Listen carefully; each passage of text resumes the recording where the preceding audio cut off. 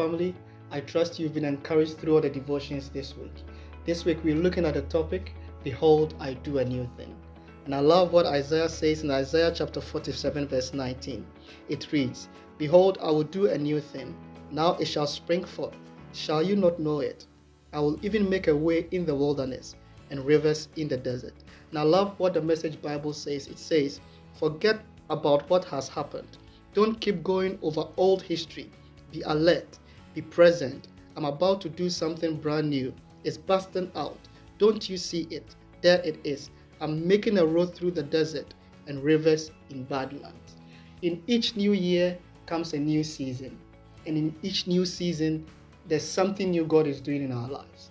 And I love what Isaiah is saying here, that at times, in order to experience, in order to embrace the new thing that God is doing in our life, we have to let go of the past. We have to forget what has happened. Maybe there might be mistakes, there might be flaws, there might be hurts, at times even victories.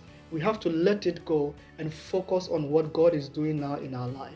Isaiah said we should focus on the present and we should let go of the past.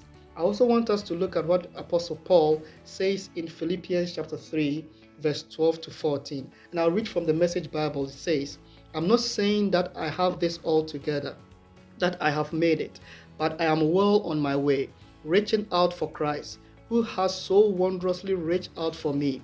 Friends, don't get me wrong. By no means do I count myself an expert in all of this, but I've got my eye on the goal, where God is beckoning us onward to Jesus. I'm off and running, and I'm not turning back. I love what Apostle Paul is saying. He said his eyes is fixed on the goal. His eyes is fixed on what God is doing. For us to really be able to embrace the new thing that God is doing in our life, we have to keep our eyes focused on God and what He's doing in our lives now. And forget about the past. If you look at the life of Paul, Paul experienced quite a lot of mistakes in his life. In fact, he was persecuting Christians. If Paul's focus was his past mistakes, imagine how it would have affected his life. Even Paul also experienced persecutions. Imagine if he focused so much on the persecutions he went through, it would have affected him. But he said, I'll keep my eyes focused on what God is doing and focus on the goal.